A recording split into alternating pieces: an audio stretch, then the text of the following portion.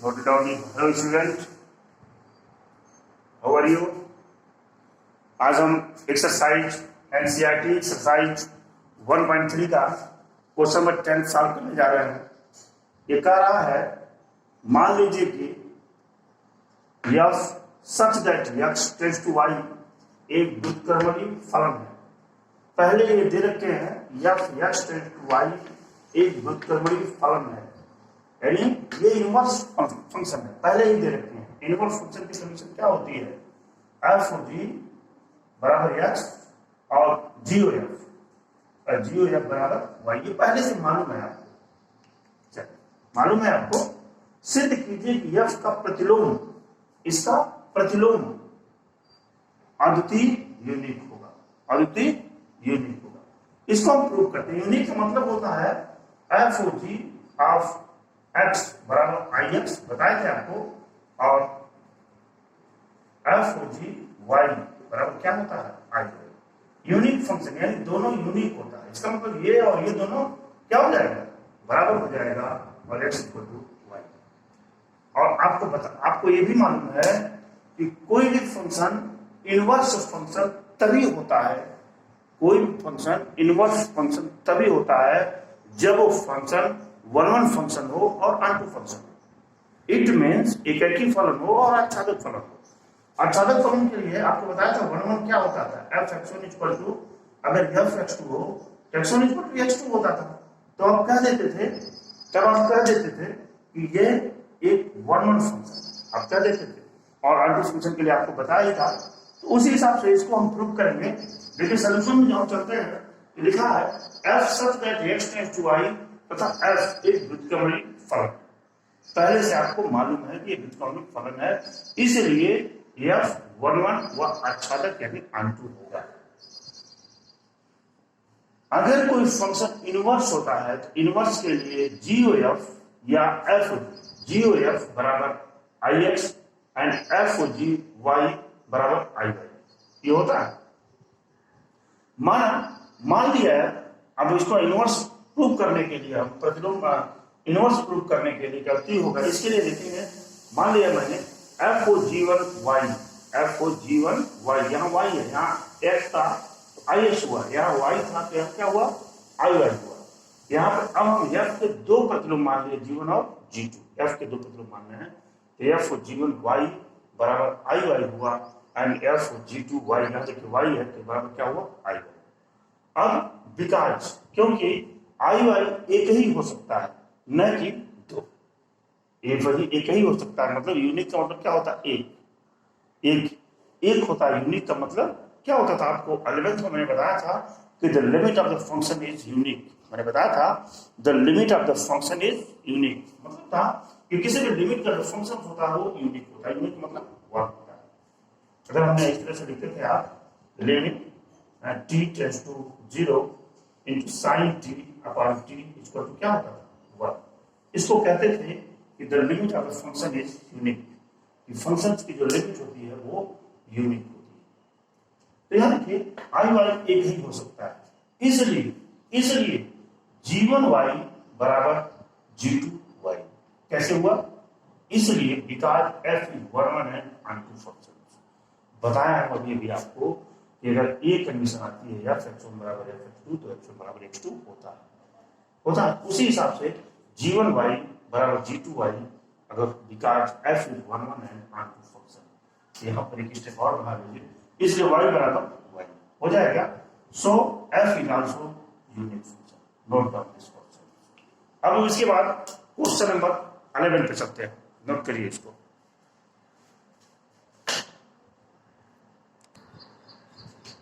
आगे चलते हैं। क्वेश्चन नंबर 11 कह रहा है f1 2 3 and ABC, f1 2 3 and ABC। ये मैट्रिक्स ऐसी बनी हुई है, आप समझते भी हैं, इसको बताया था कई बार आपको। 1 2 3 और ABC, 1 से 2 का 2 से B का C से। इस तरह से मैपिंग है जो 1 1 दिख रही है आपको। ये 1 1 मैपिंग आपको दिख रही है, इधर से आपको भी दिख रहा है, इधर भी कोई फंक्शन आपको ऐसा नहीं है जो एक भी डोमेन खाली हो। इसको हम इरेज करते हैं। आगे देखिए, यहाँ पे लिखा हुआ है रेस टू f1 बराबर इतना दिया हो द्वारा प्रदत्त फलन f पर विचार कीजिए। इस तरह से एक फलन प्रदत्त है, विचार कीजिए, एफ इनवर्स ज्ञात करिए और एफ इनवर्स को बताइए कि एफ इनवर्स क्या होगा और सिद्ध कीजिए एफ इनवर्स एफ बराबर क्या, एफ इनवर्स एफ बराबर एफ।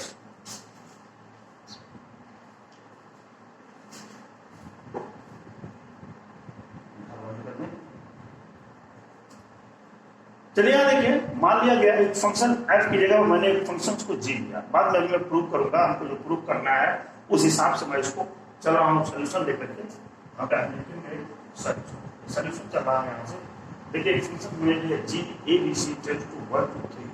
अगर यहाँ एफ की जगह पर जी हो जाएगा तो क्या आ जाएगा, जी ए बराबर 1, जी बी बराबर 2 और जी सी बराबर 3, जैसा कि यहाँ दिया हो। अब हम एफ ओ जी ऑफ ए निकालेंगे तो एफ जी ए बराबर x1 इसको तो क्या मिला आपको, ए मिला आपको। यहाँ निकालेंगे आपको एफ जी ऑफ बी बराबर क्या मिलेगा, एफ जी बी बराबर एफ जी बी को क्या है f2 और f2 की वैल्यू यहाँ से देखिए f2 की वैल्यू क्या दिया हुआ, दूसरा निकालेंगे एफ जी ऑफ सी बराबर एफ जी सी की वैल्यू क्या है, जी सी नहीं जी सी, हाँ जी सी की वैल्यू यहाँ 2 है, 3 है, 3 और यहाँ F3 की वैल्यू क्या है, इस तरह से आपको ये सारी चीजें यहाँ से मिल गई। अब हम यहाँ पर देखिए एफ, अब हम जी ओ एफ निकालते हैं, G O F of G O F. अब हम क्या निकालेंगे, इसमें क्या कह रहा था, एफ इनवर्स ज्ञात करिए और सिद्ध कीजिए कि एफ इनवर्स एफ बराबर इतना। चलिए अब हम गॉफ निकालेंगे, जी ओ एफ ऑफ 1 बराबर क्या होता है, ये हो जाएगा जी ऑफ F1 बराबर जी ऑफ F1। F1 की वैल्यू क्या थी, F1 की वैल्यू यहाँ चलेंगे हम, F1 की वैल्यू ए थी तो जी ए, और जी ए बराबर क्या है, देखिए F जी F1 बराबर बना गया। यहाँ से फिर हम जी एफ ऑफ 2 अगर निकालेंगे तो जी ऑफ क्या मिलेगा, F2 और जी बी, F2 की वैल्यू बी है ना, और जी बी इक्वल टू क्या है 2। सिमिलरली इसी प्रकार सिमिलरली जी एफ ऑफ 3 बराबर जी सी बराबर क्या मिलेगा 3। देख रहे हैं, एफ और जी निकालने पर ए बी सी मिला, और जब इधर से हम निकाल रहे हैं तो 1 2 3 मिल रहा है, 1 2 3 मिल रहा है। हैंस इसलिए आप लिख सकते हैं and G F equal to क्या, I X and F O G, and F O G बराबर क्या मिलेगा आपको, बात समझ गए ना। यहां से हमने इसको एक बार फॉर्म निकाला, एक बार गॉफ निकाला, और निकालने के बाद एक दूसरे को मैंने बता दिया ये इनवर्स फंक्शन होंगे।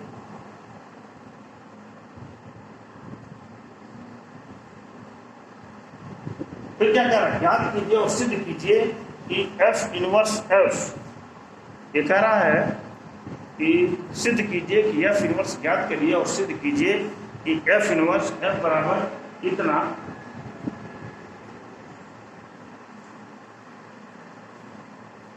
तो यहां से जो हमने ग्राफ को निकाला, फॉर्म को निकालने के हैं एफ इनवर्स एग्जिस्ट वाक्य है, एग्जिस्ट करता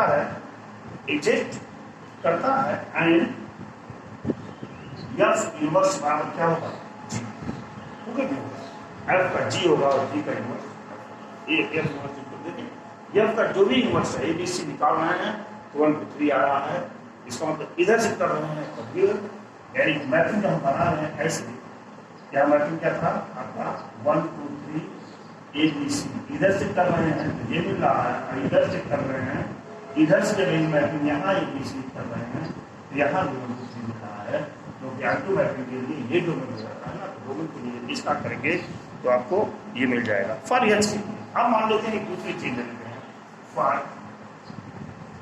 एच 1 2 3 टेंड्स टू ABC, हमने ले लिया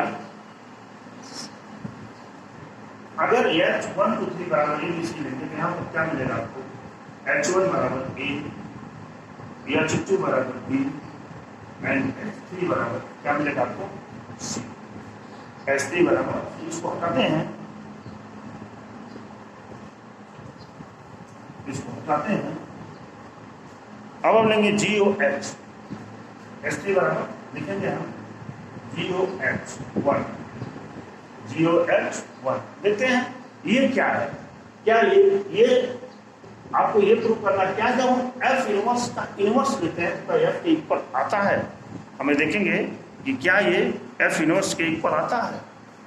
यहां से GOH1 बराबर क्या हो जाएगा? GH1 बराबर GH1 की वैल्यू क्या है? H1 की वैल्यू आपकी A है, यहाँ से क्या मिलेगा? GA, और GA की वैल्यू क्या है? GA, G की वैल्यू यहाँ से 1 मिलेगी आपको, 1। फिर हम यहाँ से GOH2 निकालेंगे क्या? GH2 बराबर GB बराबर 2, और फिर GOH3 निकालेंगे GH3 बराबर GC बराबर क्या मिला आपको? 3 मिला, इधर से मिला आपको। अब हम HOG है ना, HOG ऑफ A बराबर HOG of A equal to मिलेगा H ऑफ GA बराबर H ऑफ GA। GA की वैल्यू क्या है? GA की वैल्यू 1 है, 1 है, GA की वैल्यू 1 है,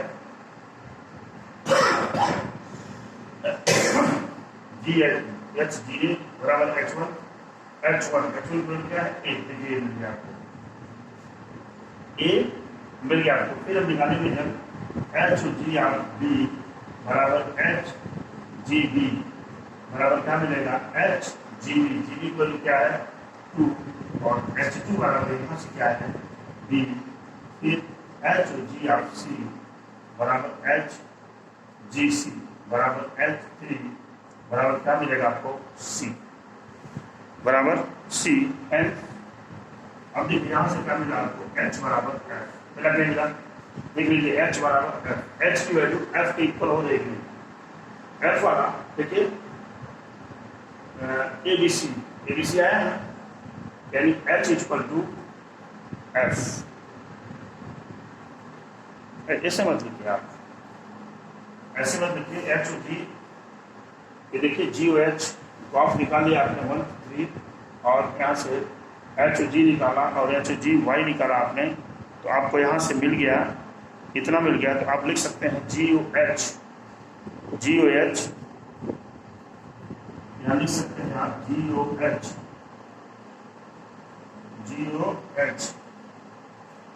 GOH बराबर IY एंड HOG बराबर क्या लिख सकते हैं? IY। ये मिला आपको IY, इसलिए H बराबर F, और F किसके बराबर है? H। F इनवर्स F बराबर F। प्रूव हो गया ये। जहाँ नहीं समझ आएगा अब भाई कमेंट पूछेंगे, रिपीट अगेन। ये कह रहा था F1 to 3 to ABC, F1 की वैल्यू, F2 की वैल्यू, F3 की वैल्यू दिया गया है।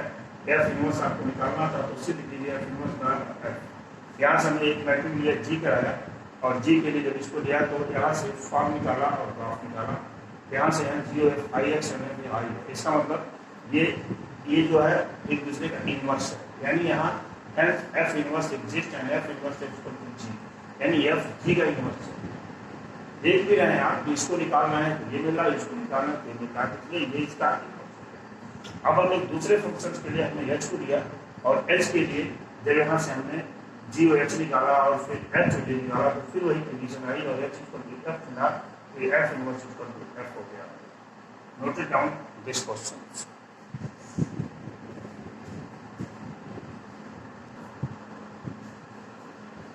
देखिए हमने क्वेश्चन 12 को ले लिया, 12 को ले लिया। लिखा है मान लीजिए कि F such that X to Y एक व्युत्क्रमणिक फलन है। पहले से इन्होंने दे रखा है F such that x tends to y एक द्विपरमाणु फलन है। पहले से दिया है यह एक इन्वर्टेबल फंक्शन है, पहले से दिया।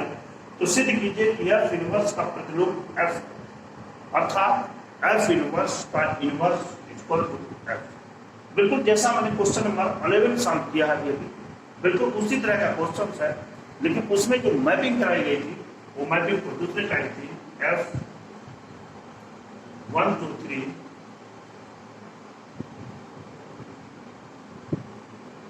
1 2 3 ABC, इस तरह से इसकी मैपिंग कराई गई थी। टेंस टू ABC, इस तरह से मैपिंग कराई गई थी। यहाँ पे कोई मैपिंग नहीं करी, यहाँ पर x से y पे मैपिंग, यानी यहाँ पर ऐसे फैक्चुअल डायग्राम में यहाँ से f, यहाँ से ऐसी मैपिंग इसकी कराई गई, यहाँ से ऐसे मैपिंग कराई।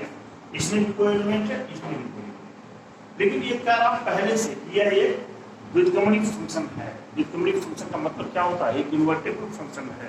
क्या मतलब है? यानी यह मैपिंग 1 1 भी है और ऑनटू भी है। पहले से क्लियर है। अभी हमने इसके पहले आपको बताया भी है, सब कुछ है। देखिए इसको हम बहुत शॉर्टकट तरीके से तुरंत बता देंगे आपको। माना late f such that x tends to y is a invertible function, is a invertible function, एक द्विपरमाणु फलन दिया हुआ था। Then there exists a function g f such that x such that, एक और हमने इसी में फंक्शन g को ले लिया, इसी में एक फंक्शन और है जो g है। तो जब हम ग्राफ निकालेंगे तो ix के बराबर और फॉर्म निकालेंगे i y के बराबर होगा। आपको इसके पहले हमने निकाल कर दिखाया है क्वेश्चन नंबर 11 में। उसी तरह से जब हम ग्राफ निकालेंगे, यानी जब ये मैपिंग और इस मैपिंग के बीच का रिलेशन को हम निकालेंगे, ग्राफ को स्पार्क को ix मिलेगा, i y मिलेगा। इसका ये मतलब है 1 1 का मतलब क्या होता है? पहले वाले डोमेन के सारे एलिमेंट की प्री इमेज दूसरे में मौजूद है, रेंज में है। और फिर जब ऑनटू होता है वो तो रेंज वाले जो एलिमेंट्स होते हैं, जो रेंज वाले एलिमेंट्स होते हैं, वो सारे के सारे एलिमेंट डोमेन हो जाते हैं। यानी उस एलिमेंट्स के भी सारे इमेज एक्स में है, इधर वाला इसमें है, इधर वाला इसमें, सारे एक दूसरे के इन्वर्टेबल फंक्शन है।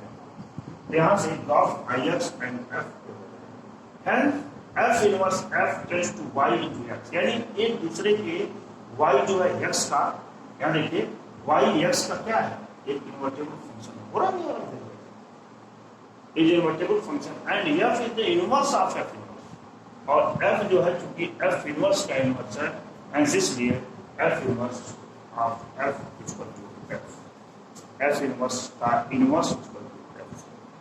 मिल जाएगा आपको, मिल जाएगा आपको। मान लीजिए f equal to s, f inverse equal to हो जाएगा 1/x, फिर f इनवर्स का इनवर्स इक्वल टू क्या हो जाएगा? f इनवर्स का इनवर्स, यानी 1/1/x बराबर क्या मिलेगा? x, यानी पहले वाली क्वांटिटी f मिल जाएगी। मिल जाएगी। मान लीजिए अगर इस तरह से कोई क्वांटिटी है, f इक्वल टू मान लीजिए x है, f इनवर्स हमने निकाला तो मिला आपको x। फिर हमने f इनवर्स का इनवर्स जब हम निकालेंगे 1/1/x, और x ऊपर जाएगा x, और x किसके बराबर होगा? क्या माना है हमने? यहीं से प्रूव हो जाता है f inverse f equal to f। लेकिन इन सारी चीजों को, ये जो भी हमने यहाँ किया हुआ है, इन सारी चीजों को आप फैक्टोरियल डायग्राम या वेन डायग्राम के माध्यम से हम इसमें समझते हैं और ये देखते हैं कि कोई भी फंक्शन इन्वर्टेबल फंक्शन तभी होगा जब वह फंक्शन 1 1 फंक्शन होगा अथवा ऑनटू फंक्शन होगा। अन्यथा की स्थिति में अगर ये दोनों नहीं है, नहीं अगर ये 1 1 भी नहीं है, ऑनटू नहीं है, तो एक वह फंक्शन इन्वर्टेबल फंक्शन हो ही नहीं सकता। आपको बताया गया था। और ये भी बताता 1 1 का मतलब होता है कि पहले पिक्टोरियल डायग्राम के सारे एलिमेंट्स इमेज इसमें मौजूद हो, कोई यहाँ छूटना नहीं चाहिए। और ऑनटू का मतलब होता है कि इधर से जब हम मैपिंग करते हैं तो इधर के किसी भी एलिमेंट्स का, इधर के किसी भी एलिमेंट्स की प्री इमेज इसमें होनी चाहिए। अंदाजा लग भी रहा आपको कि इधर से भी 1 1 होगा और इधर से ऑनटू होगा। अगर इधर से हम 1 1 करते हैं, बाद में फिर इसको इधर करते हैं तो 1 1 हो जाएगा, है ना। मतलब 1 1 में ये वाली डोमेन का काम करती है और अंत में ये वाली डोमेन का काम करती है। ये वाली चीजें डोमेन का काम करेंगी। यहाँ 1-1 कंडीशन में ये चीज 1-1 का, ये चीज डोमेन का काम, और अंत में ये चीज डोमेन का काम। इसका मतलब इधर से इसकी भी इमेज इसमें मौजूद है और इधर से इसकी प्री इमेज इसमें मौजूद है। इस तरह से ये चैप्टर 1.3 एक्सरसाइज आज एंड हो गया और कल हम पढ़ेंगे बाइनरी ऑपरेशन। कल का टॉपिक रहेगा, मार्कर पर चल नहीं रहा है, बाइनरी ऑपरेशन। बाइनरी ऑपरेशन बहुत आसान है। बाइनरी आपने पढ़ा होगा, बाई ट्राई, बाई मैंने होता है दो चीजों का ऑपरेशन करना हम बताएंगे आपको। दो चीजों में क्या ऑपरेशन है। अगर हमने कहा कि 2+3 को आप ऐड करिए तो आपने कहा कि हाँ सर इसमें एडिशन का ऑपरेशन है। ये जो भी ऑपरेशन किया गया है इसमें दोनों को ऐड किया गया है। That's note down.